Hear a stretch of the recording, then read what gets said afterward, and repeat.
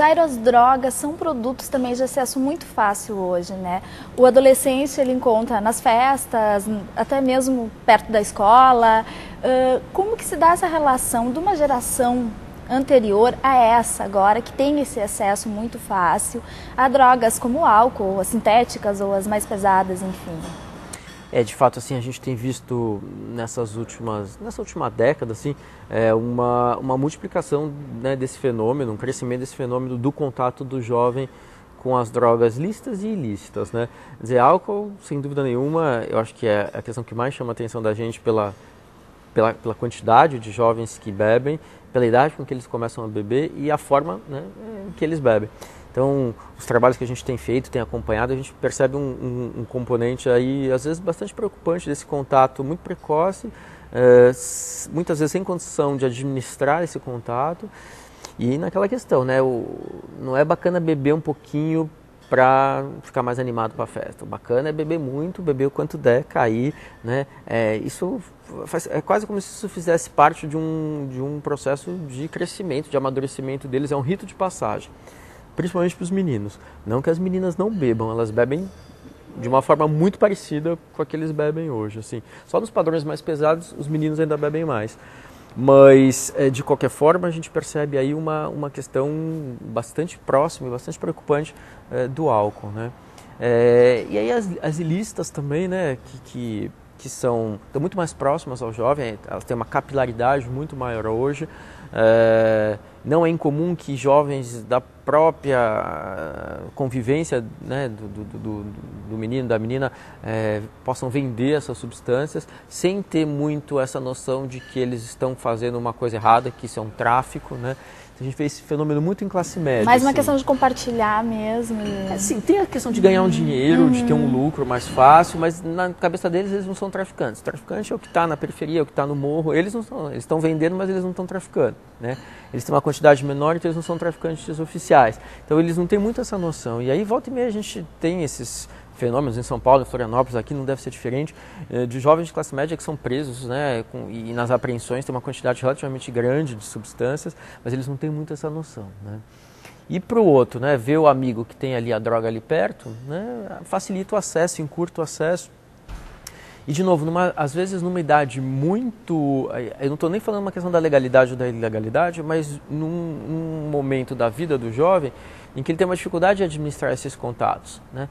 Tanto do ponto de vista biológico, ele é mais sensível, como do ponto de vista comportamental, psicológico, ele também é mais frágil, né, para administrar essas pressões todas. Então, volta e meia a gente se depara com meninos que estão dependentes de maconha, por exemplo, que a gente não via dependência de maconha 20 anos atrás, hoje a gente vê.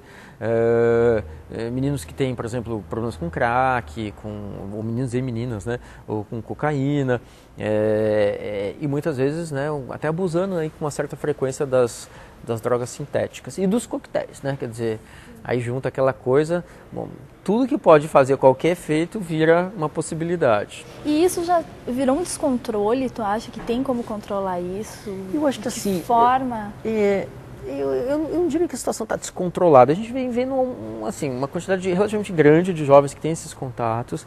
Felizmente, né, a maior parte desses contatos é eventual ou não vai ter um grande impacto na vida deles, mas a gente tem sempre um grupinho ali de uns 10%, 12%, que são mais propensos a terem comportamentos de abuso, de exagero, de dependência, de complicação. Né? Isso vale para álcool, isso vale para as outras drogas também. Né? E esses, às vezes, muito precocemente, né? Quanto mais cedo o contato, mais complicadas as consequências. Né?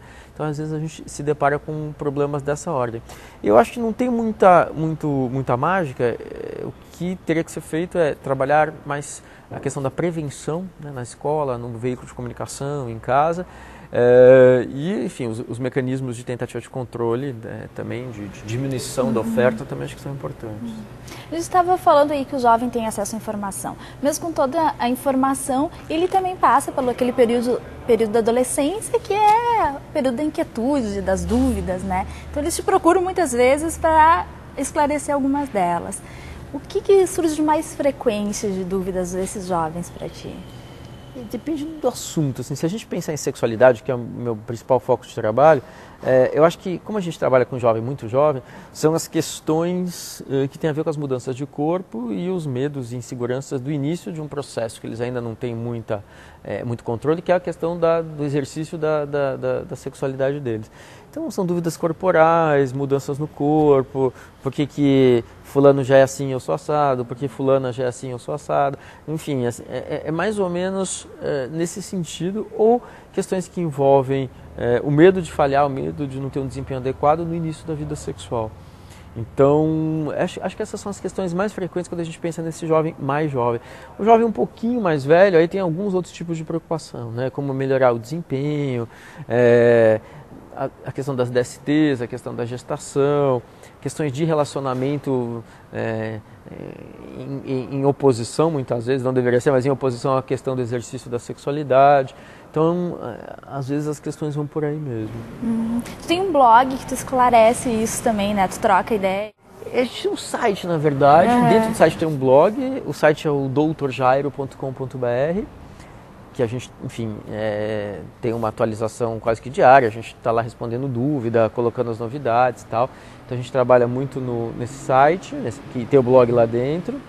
E a gente continua fazendo jornal, rádio, TV.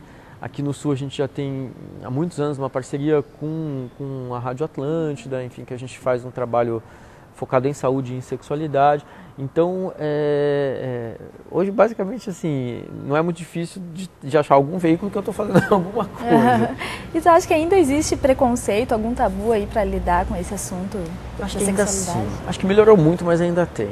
Né? Principalmente quando acontece em casa, né? Tudo é bacana, tudo é tranquilo quando é na casa dos outros, né? Mas na minha casa a coisa sempre é mais complicada, né? Então, acho que pais e mães ainda têm muita dificuldade de lidar com filhos e filhas da mesma forma, da mesma maneira.